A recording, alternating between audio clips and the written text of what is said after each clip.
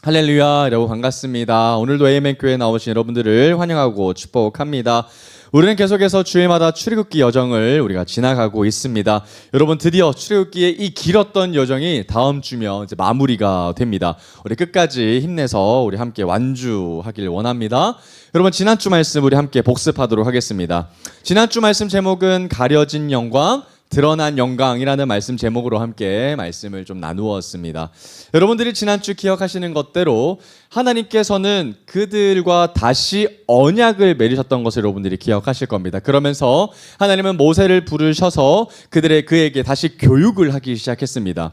그 첫 번째 내용이 바로 무엇이었는가 봤더니 이제 절기에 대한 교육이었거든요.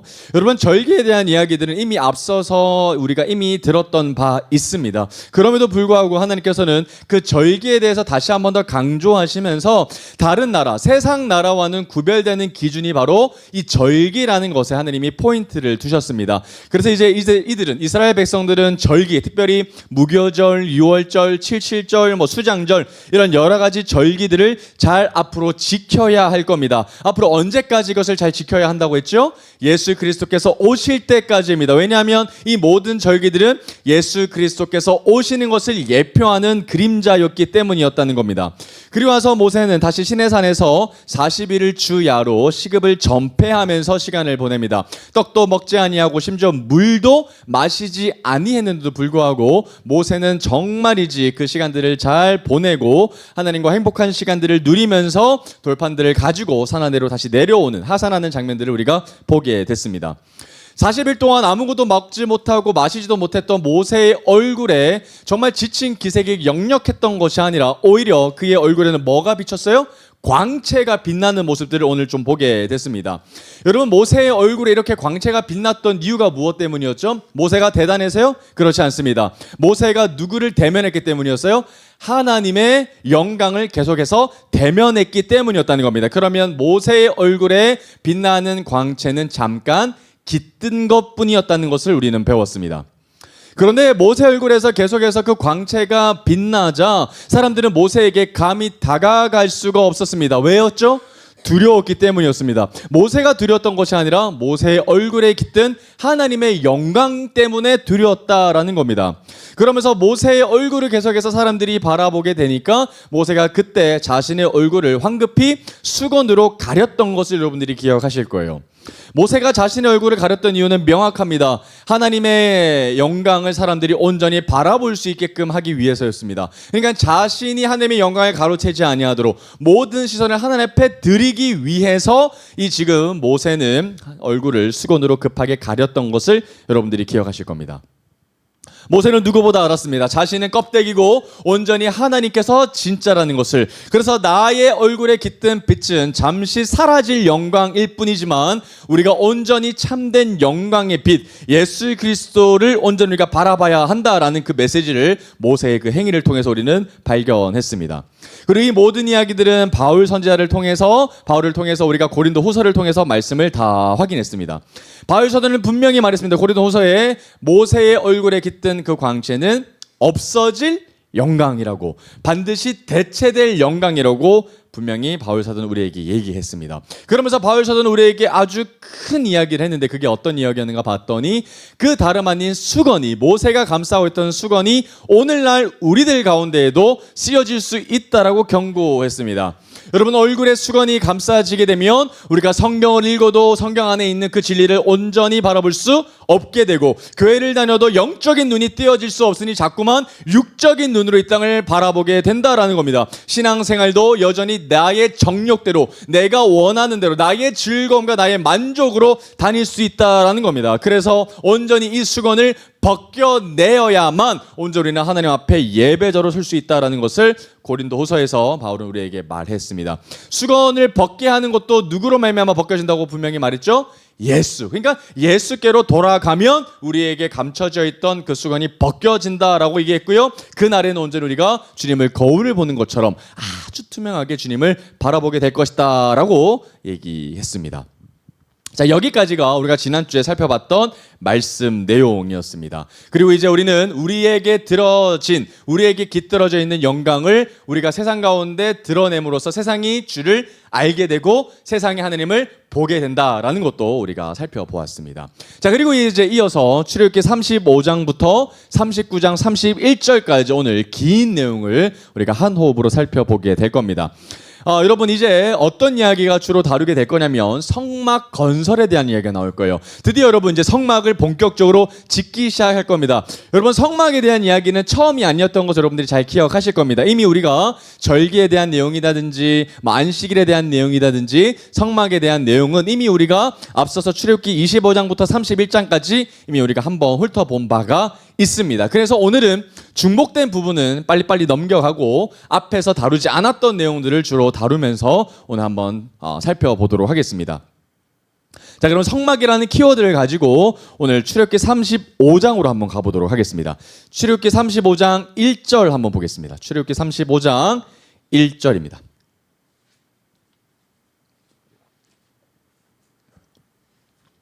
출애굽기 35장 1절 보면 여러분 소제목이 나와 있습니다. 뭐라고 적혀져 있죠? 안식일 규례라고 적혀져 있습니다. 여러분, 이제 안식일에 대해서 얘기할 겁니다. 자, 1절. 모세가 이스라엘 자손의 온 회중을 모으고 그들에게 이르되 여호와께서 너에게 명령하사 행하게 하신 말씀이 이러하니라. 자, 그러면서 이제 안식일에 대한 이야기를 할 겁니다. 2절. 엿새 동안은 일하고 일곱째 날은 너희를 위한 거룩한 날이니 여호와께 엄숙한 안식일이라. 누구든지 이날에 일하는 자는 죽일지니 안식일에는 너희의 모든 처소에서 불도 피우지 말지니라 라고 얘기하셨습니다. 자, 2절 보니까 완벽하게 안식일에 대한 얘기를 지금 알려주고 계시죠. 자, 이제 모세는 하나님 앞에 들었던 그 내용들을 이제 전하게 될 겁니다. 여러분, 안식일은 절기와 마찬가지로 이스라엘 백성들에게만 있는 아주 고유한 날입니다. 여러분, 조금 전까지만 해도 이스라엘 백성들은 어떤 신분이었죠? 노예였어요. 이집트에 종살이를 했던 자들이었기 때문에 그들에게는 어떠한 쉼도 존재하지 않았습니다. 365일 내내 일했던 사람들이었는데 이제 그들에게 어떤 날이 오는 거예요? 안식일이 오는 거예요. 일주일에 한 번은 반드시 하나님의 거룩한 날로 구별해서 우리가 쉼을 누릴 수 있게 되는 날로 하나님이 선물로 주셨다는 겁니다. 그런데 2절 보면 그 안식일에 대한 핵심이 나옵니다. 자, 2절 보면 그 날이 어떤 날이라고 적혀져 있어요? 거룩한 날이라고 적혀 있어요. 그죠? 거룩한 날. 왜 거룩한 날이죠? 하나님께서 거룩하다라고 말씀하셨기 때문에 그렇다는 겁니다. 나아가 그 거룩한 날에 뭐 하는 날이에요? 자, 보니까 여호와께 엄숙한 안식일이다. 여러분, 여기서는 엄숙하다라고 번역이 되어져 있지만 원어를 살펴보면 여호와께 예배드리는 날이라고 번역되어 있습니다. 그러니까 엄숙한 날인 것은 하나님 앞에 예배드리는 날이기 때문에 중요한 날이라는 거예요. 그러면 여러분, 안식일에는 핵심이 뭡니까? 쉼이 있지만 내가 자면서 쉼을 누리고 내가 취미 생활을 하면서 누리는 쉼이 아니라 어떤 가운데 쉼을 누리는 거예요? 예배 가운데 쉼을 누리는 거예요. 여러분, 예배 가운데 평안함이 있고 예배 가운데 쉼이 있다라는 것을 지금 말씀하고 있다는 겁니다. 그래서 안식일은 예배 가운데 참된 평화와 안식을 주겠다라고 말씀하신 하나님의 선물입니다. 할렐루야. 여러분, 그래서 우리가 예수 그리스도께서 말씀하셨습니다. 수고하고 무거운 짐진 자들아 다 내게로 와라. 왜죠? 그리스도 앞에 나아갈 때만이 뭐가 회복되기 때문에 영과 진리로 드리는 예배가 회복되기 때문에 예배를 통해서 온전히 우리는 하나님 앞에 평화와 안식을 누릴 수 있다라는 겁니다. 그래서 그날은 아주 거룩하다라는 거예요. 자, 그런데 여러분, 놀라운 것을 봤더니 3절 한번 보겠습니다. 아주 재밌는 게 나오는데요. 앞서서는 나오지 않았던 세세한 규정이 추가가 됩니다. 3절. 안식일에는 너희의 모든 처소에서 뭐도 피우지 말래요? 불도 피우지 말래요. 여러분, 너무한 것 아닙니까? 뭐 이런 생각도 할 수 있을 것 같고요. 왜 갑자기 이런 규정이 나왔는가라는 생각을 여러분들이 할 수도 있을 것 같습니다. 여러분, 여기서 왜 불도 못 피우게 할 정도로 규정을 세세하게 적어놨을까요? 불도 못 피우게 할 정도면 다른 것도 하지 말라라는 의미가 여기에 담겨져 있는 것이겠죠. 그런데 여러분, 여기에 의미의 핵심은 하나님의 날이니까 어떠한 것도 방해받지 말고 그 날을 온전히 집중해서 하나님 앞에 서 있어라라는 것이 핵심이거든요. 그런데 여러분, 여기서 보면 불 피우다의 원어를 좀 살펴보면 뭔가 새롭게 불을 스타팅한다라는 개념이 아니라, 그러니까 불을 그때 피우는 개념이 아니라 여러분 그 전에부터 시작된 것을 멈추지는 말라는 개념이 아닙니다. 이게 무슨 말이냐면 그날 불이 꺼지지 않게끔 지속하는 것은 상관없습니다. 그런데 그 전날에 불을 제대로 관리하지 못해서 꺼뜨렸습니다. 그러면 그날 주일 아침에 다시 불을 피우는 것은 금지하라는 겁니다. 그러니까 그 전날에 불을 계속 피우고 나무를 넣는 행위 정도는 금하지 않는 거예요. 그럼 이게 어떤 행위를 말하는 거예요? 그 전날에 안식일인 것을 기억하면 그 전날 불을 꺼뜨리지 않기 위해서 뭐 하라는 거예요? 준비하라는 거예요. 그런데 내일 피우면 되지, 불이 꺼지면 내일 다시 피우면 되지, 이거 하지 말라는 거예요. 그리고 핵심은 그 전날부터 안식일을 준비하라라는 의미가 여기 담겨져 있습니다. 안식일을 준비해라. 언제부터요? 그 전날부터. 여러분, 안식일은 주일 하루입니다.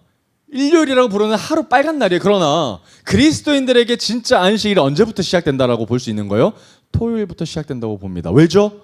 그날부터 주일을 준비하기 때문이에요. 여러분, 그래서 여러분 진짜 주일이 언제부터 제가 시작되는가 가만히 보면 주일날 한 6시, 오후 6시부터 좀 시작되는 것 같아요. 왜냐하면 토요일 저녁에 너무 자신의 취미 생활로 늦게까지 시간을 보내면 주일이 무너집니다. 여러분 주일만 그냥 드린다고 해서 예배가 아니죠. 주일날 예배 나와서 그냥 졸고 아무런 준비가 되어 있지 않고 그냥 와서 잠깐 드리고 가면 안식일을 전혀 준비한 것이 아닙니다. 주일을 진짜 올바르게 준비하는 성도들의 모습은 어떤 모습일까요? 토요일부터 주일을 준비하는 겁니다. 그래서 그 전날 일찍 주일에 무엇을 입고 갈지 정해놓고 어떤 음식을 아침에 먹고 가실 것인지 미리 차려놓고 그리고 일찍 자는 겁니다. 그래야 온전히 주일날 뭐 할 수 있어요? 집중해서 하나님 앞에 예배할 수 있는 거죠. 여러분 그것이 바로 진짜 안식일 규정에 담겨져 있는 핵심이라는 거예요. 그래서 불도 피우지 마, 주일날 아무것도 하지 마라고 해서 주일날 뭐 결제도 하지 말고 그런 의미가 아니라 그 전날 몸과 마음을 잘 준비하십시오라는 것이 진짜 핵심이라는 겁니다. 그런데 여러분 이 말을 오해해서 유대인들은 지금 뭐 해요? 안식일날 진짜 아무것도 하지 않습니다. 가스 버너도 손대지 않아요. 왜죠? 진짜 불 피우지 말라고 했기 때문에 그렇거든요. 여러분 그 말은 의미가 핵심이 아니죠. 그 전날부터 주일을 잘 준비하십시오라는 이야기를 얘기한다는 겁니다. 그러니까 얼마나 그날이 준비한지, 얼마나 그날이 중요한지에 대해서 안식일에 대한 규정을 통해서 우리가 엿볼 수 있습니다. 자, 그리고 이제 4절부터 한번 보도록 하겠습니다. 이제 본격적으로 모세가 성막에 대한 이야기들을 이제 하게 될 거거든요. 앞으로 무엇을 건설할 것이고 또 무엇을 만들지에 대한 그림에 대한 청사진을 이제 제시해 줄 겁니다. 35장 4절 보면 여러분 소제목이 나와 있습니다. 뭐라고 나와 있죠?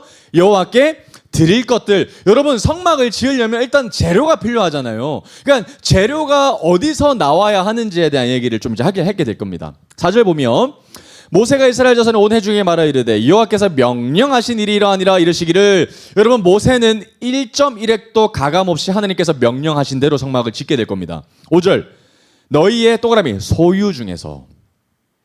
여러분 성막은 하늘에서 뚝 떨어진 것이 아닙니다. 우리가 가지고 있었던 소유 중에서 구별해서 하나님 앞에 이제 가져 나오게 될 것입니다. 소유 중에서 너희는 여호와께 드릴 것을 뭐 하되 택화되 뭐 하는 거예요? 선별하는 거예요. 그러니까 다 드리는 게 아니죠. 그 가운데에서 우리가 하나님 앞에 드릴 것을 각자가 선택하는 겁니다. 그리고 마음에 원하는 자는 누구든지 그것을 가져다가 여호와께 드릴지니. 여러분 예물 드리는 것의 핵심이 있죠. 마음에 원하는 자입니다. 자격이 없죠? 누구든지, whoever, 누구든지. 그러니까 정말 아무나 하나님 앞에 드릴 수 있지만 그때 하나님께서 정말 원하는 기준이 딱 하나 있다면 마음의 원함입니다. 그러니까 억지로 하면 안 된다는 거예요. 기뻐하는 가운데 마음에 원하는 가운데 하나님 앞에 드려야 한다라는 겁니다. 누구든지 드리십시오라고 얘기하는 거예요. 자, 뭘 드려야 하는가 봤더니 이제 그 재료들을 쭉 얘기해 줍니다. 자, 금 갖고 있는 사람도 낼 수 있습니다. 은도 내도 돼요. 놋도 낼 수 있어요. 이렇게 쭉 얘기하는 거예요. 청색, 자색, 홍색, 실과, 가는배, 실과, 염소, 털과 막 쭉 나옵니다. 그러면서 10절입니다. 물은 너희 중 마음이 지혜로운 자. 밑줄 꺼볼까요? 마음이 지혜로운 자, 마음이 지혜로운 자.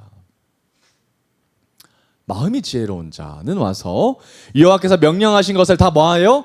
만든다는 겁니다. 여러분 성막 지을 때 아무나 만들지 않았어요. 어떤 사람들이 선별돼서 나온 거예요? 마음이 지혜로운 자.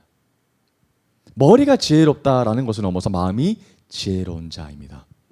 11절.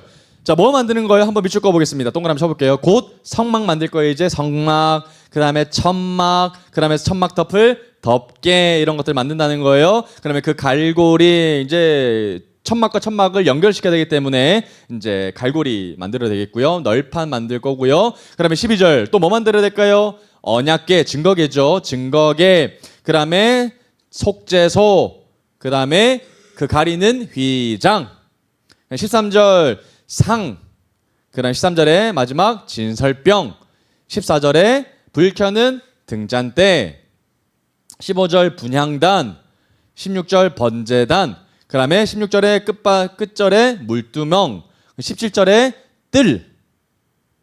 자, 이런 여러 가지 것들을 이제 질비하게 만들어야 합니다. 그리고 19절 성소에서 섬기기 위하여 정교하게 만든 옷, 곧 제사 직분을 행할 때 입는 제사장 아론의 거룩한 옷과 그 아들들이 입을 옷까지 만들어야 한다라고 얘기하고 있습니다. 그죠? 그러면 이것들을 만들기 위해서 정말 많은 재료들이 필요하게 될 겁니다. 정말 많은 절차들이 있고 준비물들이 있습니다. 그러면 이걸 짓기 위해서는 정말 많은 재료가 필요한데 그 재료들이 어디에서 나올까요? 여러분, 여긴 지금 광야입니다. 도시가 아니라 광야예요. 그런데 광야에서 이만한 재료들이 어디에 있을까요? 놀랍게도 이들이 이미 가지고 있습니다. 왜 가지고 있죠? 이집트에서 가지고 나왔지 않습니까? 그렇죠? 이집트 애국 사람들에게 당당하게 은금 패물을 청하고 나왔기 때문에 그때 받은 것을 가지고 이제 자원하는 마음으로 하나님 앞에 드리고 그 걷어진 재료들을 가지고 이제 성막을 짓게 될 겁니다. 그런데 여기서 키포인트는 하나님께서 은금 패물을 주셨고 내게 주셨던 그 은금 패물들 가운데에서 기쁨 가운데 선별해서 하나님 앞에 뭐 하면 돼요? 드리면 된다라는 겁니다. 마음에 원하는 자 자발적으로 말이죠. 그리고 이제 은금 패물을 걷어진 걸 가지고 마음이 지혜로운 자들이 하나님 앞에 나아가 성막을 짓게 되면 된다라는 겁니다. 자, 그러면 이제 예물들이 어떻게 걷어지는가 한번 보십시다. 20절 말씀입니다. 자, 이스라엘 자손이 온 회중이 모세 앞에서 물러갔더니 21절 마음이 감동된 모든 자와 자원하는 자는 모든 자가 와서 회막을 짓기 위하여. 자, 핵심은 여기죠. 마음이 감동된 모든 자, 그다음에 자원하는 자. 억지로 한 사람 아무도 없어요. 다 기쁨 가운데 오죠. 그 속에 쓸 모든 것을 위하여 거룩한 옷을 위하여 막 예물을 가져 나오기 시작합니다. 22절 곧 마음에 원하는 사람 남녀가 와서 팔찌도 가지고 오고 귀고리도 가져오고 가락지와 목걸이와 여러 가지 금품을 가져다가 사람마다 여호와께 금예물을 드렸다. 근데 여러분, 이들이 어느샌가 뭘 차고 있어요? 팔찌도 차고 있고 그 귀고리도 차고 있고 가락지도 차고 있고 목걸이도 가지고 있고 여러 가지 금품을 가지고 있어요. 불과 몇 달 만에 가지고 있어요. 여러분, 이들은 노예였죠? 그런데 이 모든 은금 패물을 장식한 건 온전히 누굴 보고 따라한 거예요? 애굽 사람들이죠. 그러니까 하나님이 보시기에 이 모습이 얼마나 놀랍겠습니까? 그죠? 그리고 하나님은 분명히 귀에서 장신구를 빼라라고 분명히 얘기하셨죠? 그리고 이때 이들은 그 빼어진 모든 금 장식들, 은금 패물들을 하나님 앞에 다시 가지고 내어오는 장면들을 우리가 좀 보게 됩니다. 자, 그러면서 23절 막 여러 가지 것들 다 가져 나옵니다. 아까 이 모세가 호명했던 그 재료들을 가지고 있는 사람들이 각자가 원하는 마음대로 쫙 가져 나옵니다. 23절 뭐 무릇 청색 자석 홍색 실과 막 가지고 나오고 24절에 은과 놋도 가지고 나오고 25절 마음이 슬기로운 모든 여인은 손수 실을 빼고 그 뺀 청색 자석 홍색 실과 가는 배실을 다 가져 나옵니다. 26절 마음에 감동을 받아. 그리고 계속 마음이 반복되고 있어요. 슬기로운 모든 여인은 염소털로 실을 뽑았으며 모든 족장은 호마노와 및 애복과 흉패에 물린 보석을 가져왔고요. 또 기름과 향품도 가져왔고 19절 또 마음에 자원하는 남녀. 여러분, 계속 강조하고 있습니다. 여러분, 하나님께서 절대로 억지로 하지 않으셔죠. 정말 기쁨 가운데 마음에 원하는 마음 가운데에 걷어내는 겁니다. 누구나 여호와께서 모세의 손을 빌어 명령하신 모든 것을 만들기 위하여 물품을 드렸으니 누구나 드렸다는 거예요. 이것이 이스라엘 자손이 여호와께 자원하여 드린 예물이니라. 여러분, 너무 아름답지 않아요? 하나님 앞에 드려진, 하나님 앞에 기쁨 가운데 드렸던 이 예물들이 이렇게 막 쌓여져 있는 겁니다. 그러니 얼마나 모세가 그것을 보고 흐뭇했겠습니까? 얼마나 기뻤겠어요. 여러분, 이들이 이렇게 갑자기 태도가 바뀌었던 것은 놀라운 기적입니다. 여러분, 어떻게 그렇게 인색하던 그들이 이렇게 한순간에 바뀔 수 있었을까요? 여러분, 조금 전만 해도 그들은 어떤 것을 위해서 자신의 아낌없이 자신의 금은 다 줬습니까? 금송아지였죠. 그러니까 금송아지 만들 때는 모든 것을 아낌없이 금송아지 앞에 줬는데 하나 앞에는 정말 인색하지 않았습니까? 그런데 이번에는 어찌하여 그들이 인색함 없이 너무나도 기쁨 가운데 하나 앞에 모든 것을 드릴 수 있었을까요? 변했습니다. 무엇인가 그들의 삶 가운데 그들의 태도가 변했다는 거예요. 어떻게 그들이 기쁨 가운데 하나님 앞에 아낌없이 드릴 수 있었을까요? 여러분, 핵심은 감사에 있어요. 감사. 여러분 기억하십시다. 그들은 감사하고 있습니다. 그게 다르다는 점이에요. 여러분, 하나님 앞에서 나는 죄인이라는 사실을, 하나님 앞에서 나는 소망이 없었다는 사실을, 나는 불과 며칠 전만 해도 하나님과 관계가 끊어졌고 언약이 사라졌다는 사실을 나는 기억하고 있어요. 나는 죽을 수밖에 없고 나는 끝났다는 사실을 분명히 압니다. 그런데 소망이 없던 나의 인생 가운데 하나님이 다시 뭐 하셨어요? 기회를 주셨어요. 소망 없고 끊어진 나의 삶 가운데 하나님이 다시 찾아오셔서 언약을 주셨다라는 겁니다. 거기에 대해서 근원적인 감사가 있는 거예요. 할렐루야. 나는 소망이 없어요. 나는 끝났어요. 하나님이 주셨던 그 기회를 박차버렸어요. 그런데 하나님이 나를 버리지 아니하시고 다시 뭐 하신다는 거예요? 기회를 주셔서 다시 언약을 맺게 하신다는 사실에 감격이 있는 거예요. 감사가 있는 거예요. 하나님에 대한 절대적인 감사가 있는 겁니다. 그런데 여러분, 이 복음에 대한 기억은 반드시 감사하는 형태로 나타나게 되어 있어요. 그런데 여러분, 내 삶 가운데 감사가 사라졌다? 그러면 근원적인 감사를 우리가 잊혀져 가고 있다는 거예요. 여러분은 무엇 때문에 감사하고 있습니까? 아니면 여러분은 무엇 때문에 요즘 감사를 잃어가고 있습니까? 어떤 형태로든 여러분 근원적인 감사에 대해서 감격을 잃어버리면 안 됩니다. 여러분, 정말 우리에게는 감격이 있어야 돼요. 우리를 살려주셨던 그 언약에 대해서 무한한 감격이 있어야 합니다. 여러분, 그래서 기억하십시오. 더 붙잡으십시오. 나를 살려주신 하나님에 대해서, 나에게 다시 다가오신 예수 그리스도의 사랑에 대해서. 그러면 우리는 감사가 회복되기 시작한다는 거예요. 여러분, 말씀 한번 찾아보겠습니다. 감사와 관련된 너무 유명한 말씀들이 많이 있습니다. 데살로니가전서를 한번 찾아보죠. 데살로니가전서 5장 16절로 한번 가보겠습니다. 데살로니가전서 5장 16절입니다. 데살로니가전서 5장 16절.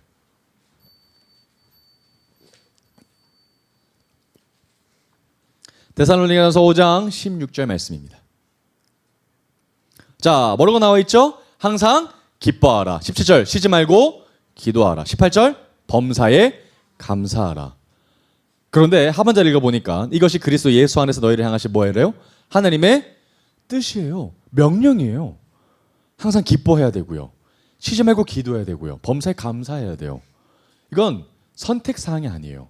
명령이라는 거예요. 범사에 감사하라. 모든 일에 감사하라는 거예요. 감사하지 못할 일에도 감사하라는 겁니다. 도저히 내가 감사로 받아들이기 어려운 현실과 상황과 문제 앞에서도 감사해라는 겁니다. 여러분, 이건 선택사항이 아니라 하나님, 내가 이 상황에서 어떻게 감사할 수 있어요? 라고 얘기하는 게 아니라 그럼에도 불구하고 그런 상황에도 감사하라는 거예요. 왜 그럴까요? 디모데전서를 가봅시다. 디모데전서 4장 4절 말씀입니다. 디모데전서 4장 4절 말씀이에요. 디모데전서 4장 4절 말씀. 한번 같이 읽어보도록 하겠습니다. 시작. 하나님께서 지으신 모든 것이 선함에 감사함으로 받으면 버릴 것이 있다 없다? 하나도 없어요. 하나님이 이 땅 가운데 지으신 모든 상황과 일조차 우리가 지금 눈으로 판단하기에는, 지금 눈으로 해석하기에는 너무나도 어렵고 고난처럼 보이는 그 문제투성이 같은 일도 하나님의 선으로 바꾸신다는 거예요. 할렐루야. 그래서 여러분, 지금 여전히 우리의 상황은 너무나도 암흑이고 너무나도 힘들고 지치지만 그럼에도 불구하고 우리가 뭐 할 수 있어야 되는 거예요? 감사할 수 있어야 되는 거. 왜죠? 우리의 시선으로 지금 해석하는 것이 중요한 것이 아니라 하나님의 시선에서 우리의 오늘을 판단할 때, 우리가 감사할 때 하나님 우리에게 더 복된 것으로 채워주실 것이기 때문에 그렇다는 겁니다. 여러분, 믿으시기 바랍니다. 우리가 오늘 기도할 때 우리가 만나는 하나님은 오늘 하나님이 아니라 내일로부터 오시는 하나님을 우리가 간구하고 찾는 겁니다. 그러면 하나님은 우리의 모든 상황과 내일과 우리의 죽을 날도 다 아신다면 우리는 걱정할 필요 있습니까? 없습니까? 하나도 없습니다. 우리가 기도할 때 그래, 너 이 상황이 문제야? 그럼 내일, 야, 이런 일이 되면 정말 너에게 큰 문제겠네. 나는 내일 일을 잘 몰라. 나도 그래서 어떻게 될지 모르니까 나도 힘써줄게. 이런 하나님이 아니라 나는 너의 미래가 어떻게 될지 이미 다 알아. 내가 너의 기도를 응답해줄게. 이미 모든 것을 아는 하나님께서 오늘 나에게 오신다는 것 자체가 얼마나 나의 삶 가운데 위로가 되는지요. 할렐루야. 그래 여러분, 모든 것을 감사함으로 받으시길 간절히 축복합니다. 아멘.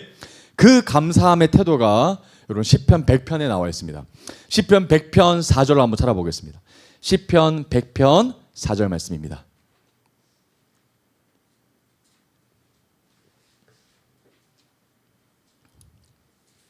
시편 100편 4절 말씀입니다. 시편 100편 4절. 우리 같이 읽어보겠습니다. 시작. 감사함으로 그의 문에 들어가며 찬송함으로 그의 궁정에 들어가서 그에게 감사하며 그의 이름을 송축할지어다. 감사함으로. 여러분 감사함으로 주님의 문에 들어간답니다. 왜죠? 이 문은 골든게이트 예수 그리스도를 상징하기 때문이죠. 예수님 때문에 내가 그 문에 들어갈 수 있습니다. 그래서 어떤 감사가 있는 거예요? 그 주님 때문에 내가 구원받았다는 그 근원적인 것 때문에 내가 감사한다는 거예요. 상황 때문에 감사하는 게 아니라 내가 그 문에 들어갈 수 있어서 그것 때문에 나에게 근원적인 감사가 있다는 거예요. 그래서 찬송함으로 그 주님 앞에 들어간다. 궁정에 들어간다. 성에 들어간다는 겁니다. 그러면서 감사함으로 주님을 찬양합니다. 그 감사는 상황적 감사가 아니라 근원적 감사죠. 내가 구원받았다는 그 절대적 감사로 말미암아 살아간다는 거예요. 할렐루야. 여러분 그래서 모든 상황 가운데 여러분들이 감사함으로 살아가시게 되시기를 주님의 이름으로 축복합니다. 여러분 그리스도인들 절대로 부정과 불만을 얘기하셔는 안 됩니다. 한 입으로 두 개의 이야기가 나와서는 안 돼요. 항상 여러분들 축복하셔야 되고 여러분 항상 감사하셔야 됩니다. 왜냐하면 하나님이 우리의 이야기를 다 들으시기 때문이죠. 여러분 우리가 맨날 불만과 부정적인 이야기를 하면 하나님께서 혹시나 그 이야기들 들으시면 어떡합니까? 응답하시면 어떡할까요? 얼마나 큰일이겠어요. 그래서 여러분 최소한 그리스도인들은 항상 감사함으로 믿음의 이야기들을 하게 돼야 되고요. 항상 사람들을 정죄하는 이야기가 아니라 축복하는 이야기. 그게 그리스도의 삶이죠. 우리는 예수님 때문에 살아가는 자들입니다. 예수님 때문에 근원적인 감사하는 자들이라는 거예요. 마찬가지로 지금 이스라엘 백성들은 기억하고 있는 거예요. 뭘 기억하고 있는 거예요? 아, 주님이 나를 살려주셨구나. 주님이 나와 다시 언약을 맺어주셨구나. 우리가 계약을 파기했는데 우리가 실패했는데 하나님은 그럼에도 불구하고 내게 찾아오셔서 다시금 우리에게 언약의 기회를 주시는구나. 이 사실을 기억하고 그 사실에 감사하고 있다는 겁니다. 여러분 성막 짓는 것이 어떤 의미인지를 안다면 그들은 더 기뻐할 수밖에 없을 거예요. 여러분 성막이 그들 가운데 있다는 말은 어떤 의미가 되는 거예요? 하나님이 그들과 항상 함께 하신다는 의미가 바로 성막에 대한 개념이에요. 여러분 성막은 항상 주님이 이스라엘 백성들 진영 한가운데 있다라는 임재의 장소의 상징이거든요. 멀리 계신 하나님이 아니라 항상 눈을 보면 항상 진영의 중간을 보면 항상 성막에 구름 기둥과 불 기둥이 있기 때문에 아 주님이 나와 함께 하시는구나. 나를 떠나지 아니하시나. 그래서 아말렉이 또 우리를 쳐들어온다고 하더라도 이제는 뭘 보면 되는 거예요? 아론을 바라보고 홀가보를 바라보고 모세를 바라보는 게 아니라 이제 성막을 바라보면 되는 거예요. 왜죠? 성막에 하나님의 임재가 있기 때문에 하나님의 집이기 때문에 그렇다는 겁니다. 하나님이 그 거하시는 처소가 된다라는 거예요. 얼마나 기쁜 마음으로 그러니 자원하는 마음으로 하나님 앞에 아낌없이 자신의 예물들을 드렸겠습니까?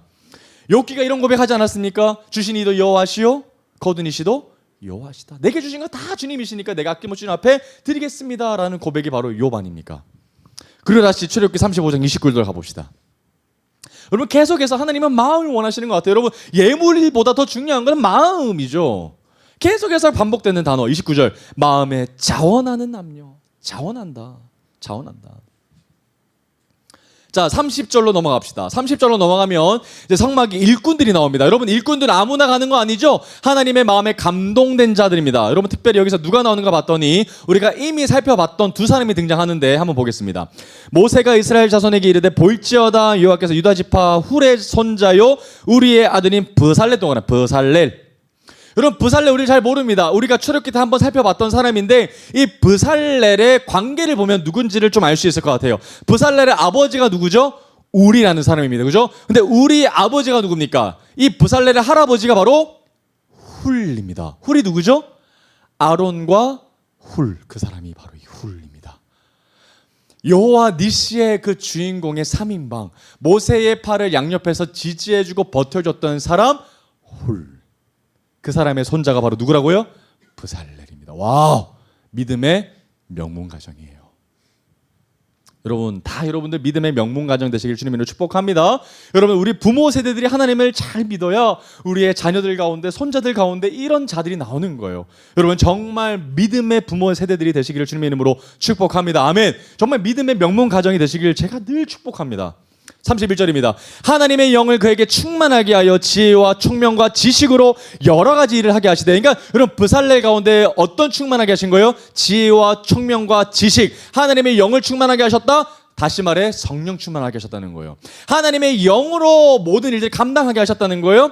그래서 32절 금과 은과 노수로 제작하는 기술을 고안하게 하셨다. 모든 새로운 기술들을 생각나게 하셨다는 거예요. 33절 보석을 깎아 물리며 나무를 새기는 여러 가지 정교한 일, 어려운 일이라는 거예요. 그 당시의 기술로서는, 노예로서는 상상할 수 없는 일들을 그가 고안해내서 생각해내서 개발해내서 하게 했다라는 겁니다. 오직 성령의 충만함으로 말미암아.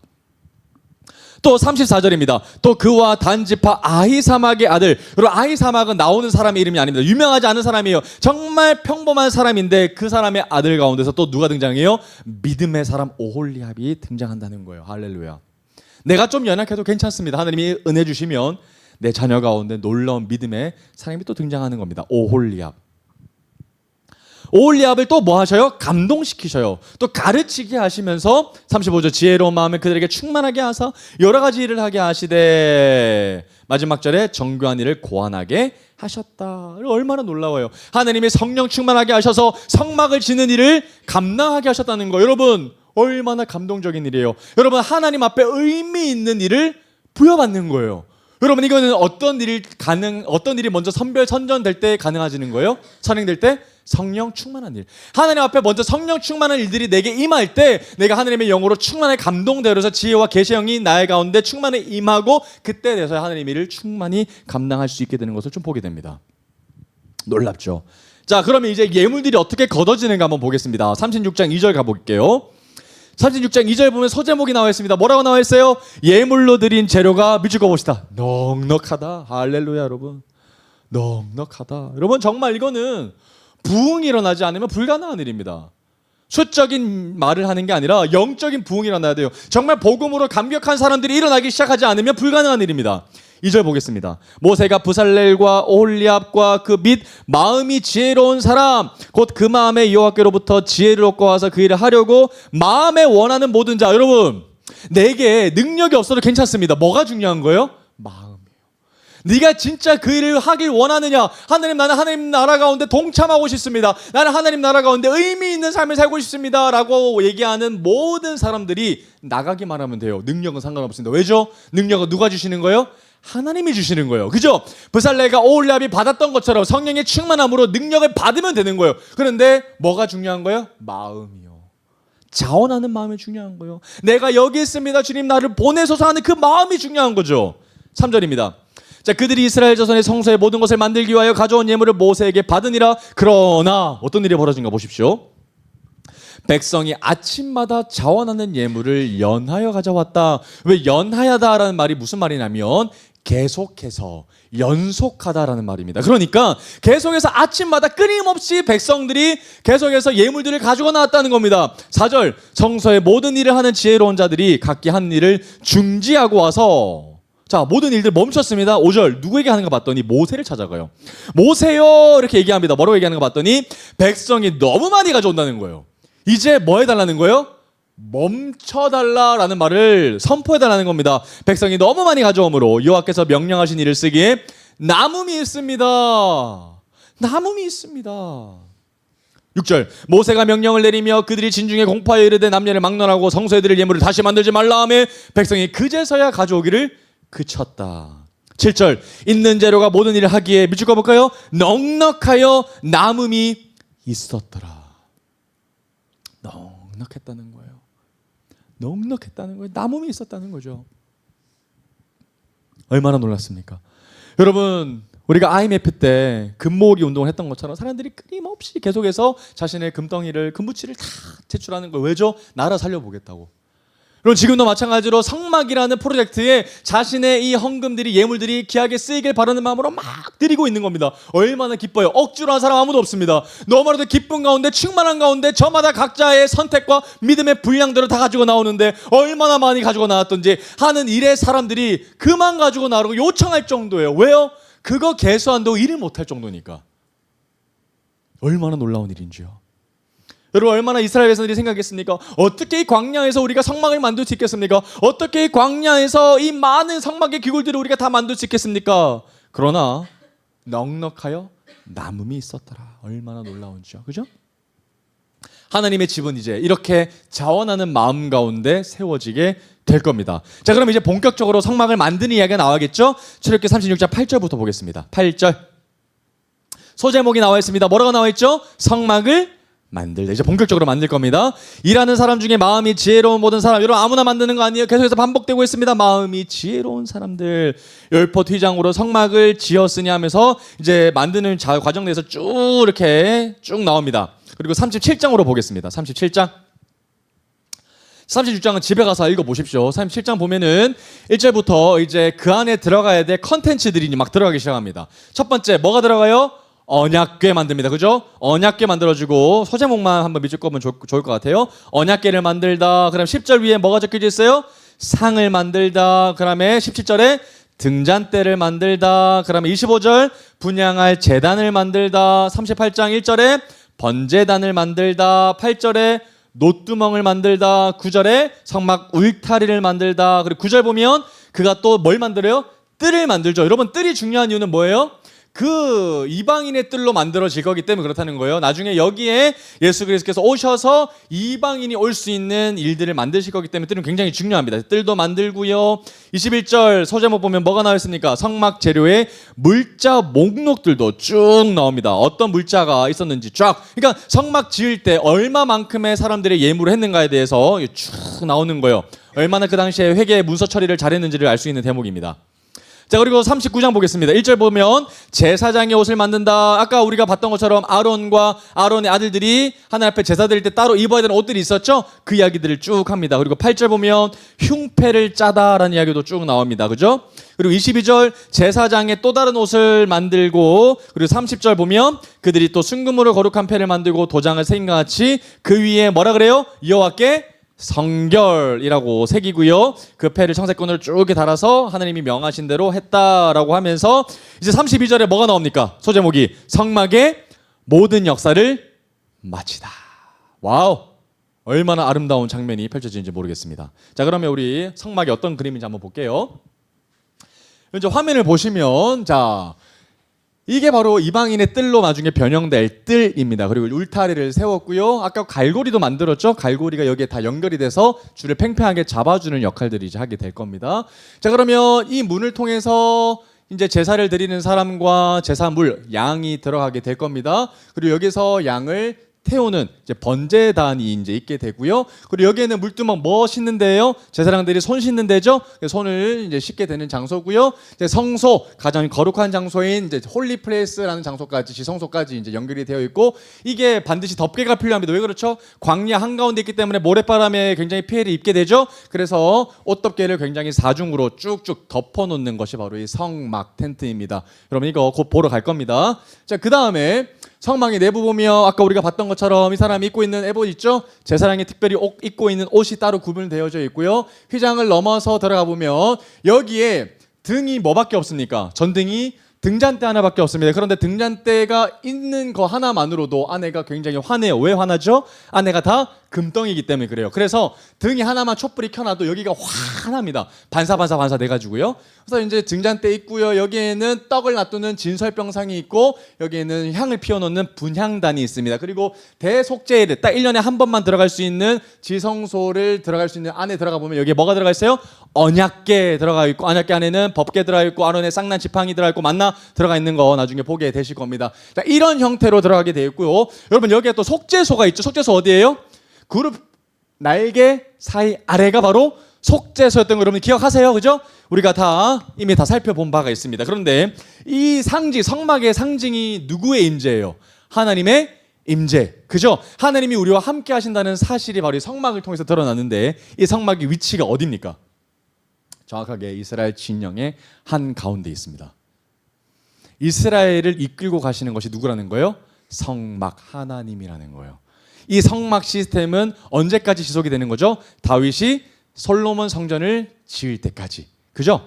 솔로몬 성전을 완공할 때까지 성막 시스템은 유지가 됩니다. 그리고 이제 성막은 대체가 되어서 성전 시스템으로 돌아가다가 그리고 예수님의 십자가 사건을 통해서 성전 시스템이 이제 완전히 무너지게 되고 그 성전이 이제 우리의 각 사람에게 내주어주는 성령 하나님으로 말미암아 성전 시스템이 이제 우리 안으로 들어오게 되는 것까지 이제 우리가 좀 보게 될 겁니다. 자, 이게 성막인 겁니다. 그리고 아주 정말 아름답습니다. 가보면. 자, 그러면 32절부터 한번 보겠습니다. 자, 이스라엘의 이 성막 시스템 모든 역사를 마치는 장면인데요. 자, 이스라엘 자손이 이와 같이 성막 곧 회막의 모든 역사를 마치되 여호와께서 모세에게 뭐 하신 대로? 명령하신 대로 1.1획도 가감 없이 하나님께서 원하시는 뜻대로 만들었다는 겁니다. 내가 보기 좋은 대로 만들지 않았다는 거예요. 33절입니다. 그들이 성막을 모세에게 가져왔으니 곧 막과 그 모든 기구와 갈고리들과 널판들과 띠들과 기둥들과 받침들과 붉은 모를 들인 수량의 가죽 덮개와 해달의 가죽 덮개와 가리는 휘장과 증거개와 그 채들과 속죄소와 상과 그 모든 기구와 진설병과 순금 등장대와 그 잔 버려놓는 등잔대와 그 모든 기구 등류와 금 제단 및 관유와 향기로운 향과 장막 휘장문과 놋제단과 그 놋 그물과 그 채들과 그 모든 기구와 물두멍과 그 받침과 뜰의 포장들과 그 기둥들과 그 받침들과 쭉 나옵니다. 41절 성소에서 섬기기 위한 정교한 옷 에봇이죠. 곧 제사 직분을 행할 때 입는 제사장 아론의 거룩한 옷과 그 아들들의 옷이라. 41절 여호와께 모세에게 명령하신 대로 이스라엘 자손의 모든 역사를 마침에. 43절 너무 아름다운 장면이에요. 모세가 그 마침 모든 것을 본즉 여호와께서 명령하신 대로 과연 되었으므로 모세가 그들에게 블레싱 하더라, 축복하더라. 정말 하나님이 원하시는 꿈꾸시는 대로 이 땅 가운데 하나님의 성막이 나타났다는 겁니다. 그러니까 모세가 얼마나 기뻐하고 감격했겠습니까? 그죠? 이제 이스라엘 진영 어디를 받아라도 성막이 보입니다. 놀라운 일이죠. 이제 이스라엘 백성들이 어디로 가든지 간에 하나님이 함께 하신다는 그 상징이 이제 성막과 함께 인도해 나갈 것입니다. 그러면 여러분, 이제 여기서 여러분 좀 한번 말씀을 정리하기를 원합니다. 성막을 지은 자들이 누구죠? 성막 누가 지었습니까? 이스라엘 백성들의 손을 통해서 하나님이 짓게 하셨습니다. 그죠? 사람의 손을 통해서 짓게 하셨고요. 이 사람들의 정체성은 이스라엘 백성들입니다. 특별히 누구를 선별하셨어요? 브살렐과 오홀리압을 통해서 그리고 마음에 감동된 마음이 지혜로운 사람들을 통해서 성막을 짓게 하셨습니다. 이스라엘 백성들입니다. 그리고 이 성막은 하늘에서 뚝 떨어진 것이 아니라 그들의 수고와 그들의 자원하는 예물을 통해서 짓게 된 것입니다.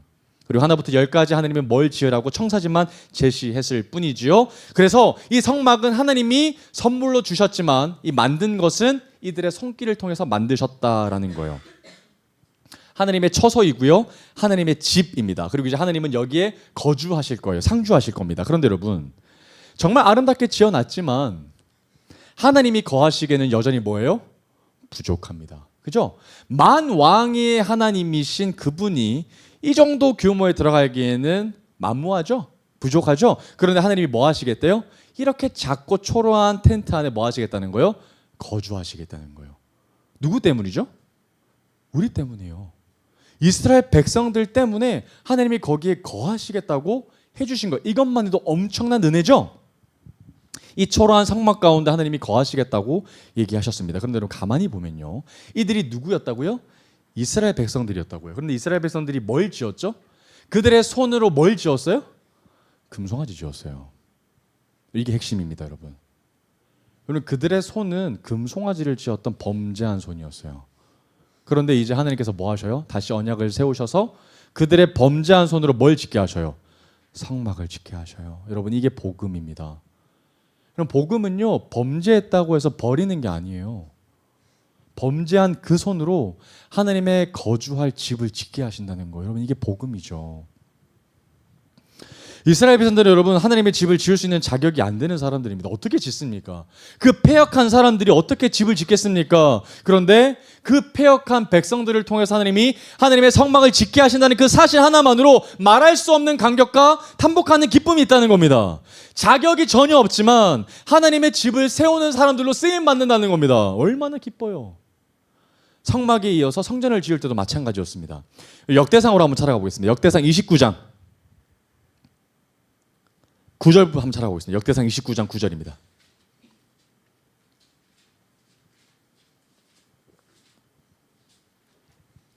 성막도 마찬가지지만 성전도 똑같아야 할 겁니다. 왜냐하면 하나님께서 똑같이 거주하시는 곳이기 때문에 그렇죠. 성전 한번 보겠습니다.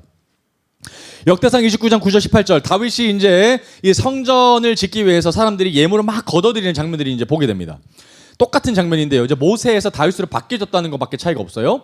9절 백성들은 자원하여 드렸으므로 기뻐하였으니 곧 그들이 성심으로 여호와께 자원하여 드렸으므로 다윗 왕도 심히 기뻐하니라.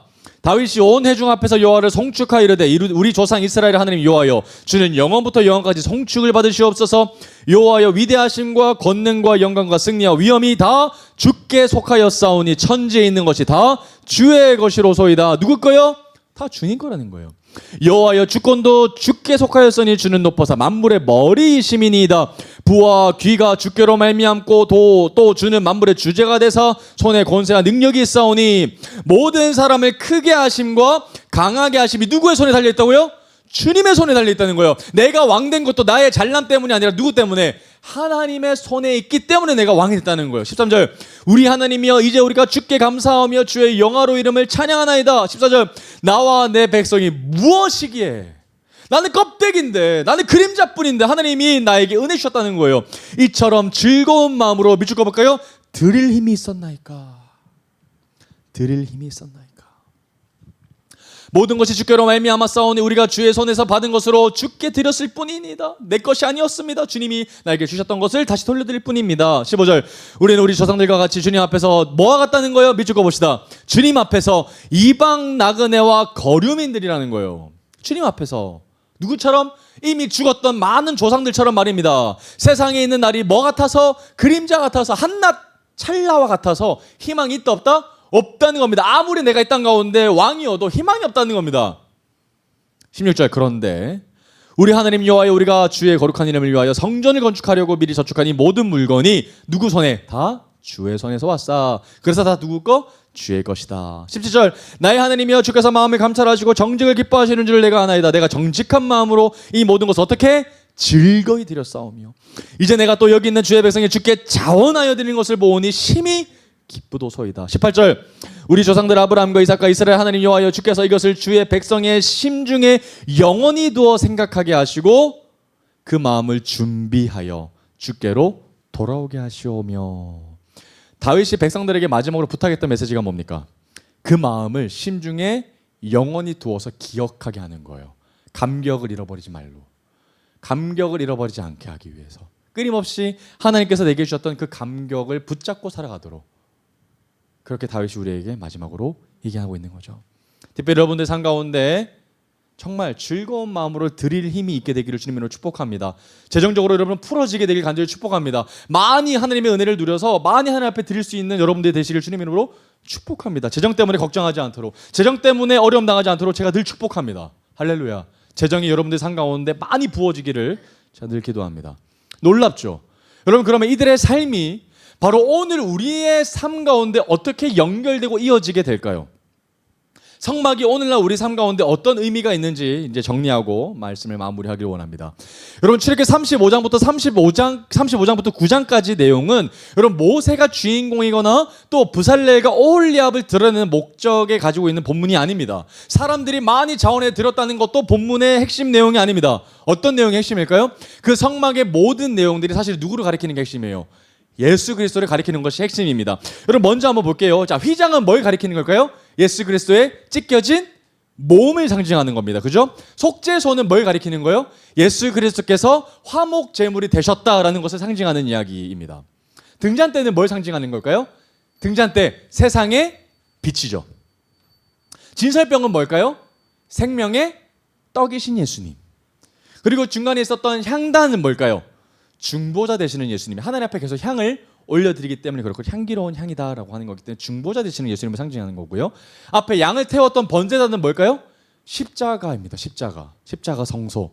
마지막 뜰은 제가 뭐라 그랬죠? 이방인에게 흘러가는 복음. 그러면 이 성막 시스템은 완벽하게 그리스도를 예표하는 거죠. 성막은 건물이 아니라 예수님을 드러냈다라는 겁니다. 그러면 여러분 예수님은 이 땅 가운데 뭐로 오셨어요? 참된 장막으로 오셨어요. 예수님 이 땅 가운데 우리에게 성전이 되어 주셨다라는 겁니다. 그런데 이번에 오셨던 성전은 우리에게 어떠한 재료를 요청하지 않으셨어요. 여러분 예수님이 헌금 요청하셨어요? 그렇지 않으셨어요. 예수님은 온전히 스스로 뭐가 되셨어요? 완벽한 성전이 되셨죠. 완벽한 성막이 되어 주셨고 그 완벽한 성전을 통해서 우리에게 모든 보혈로 흘려 주셨습니다. 완벽하게 찢겨 당하셨습니다. 그 모든 수고로움을 예수님께서 홀로 지셨다라는 겁니다. 그리고 하나님 앞에 나아갈 수 있는 길로 되어 주셨다는 겁니다. 그리고 나아가서 이제 그분은 친히 우리의 모퉁이 돌이 되어 주셔서 우리를 하나님과 연결하게 하시고 하나님 앞에 장차 성전이 되도록 하셨다라는 겁니다. 우리 에베소서 말씀 한번 찾아보겠습니다. 에베소서 2장 19절부터 22절까지입니다. 에베소서 2장 19절에서 22절.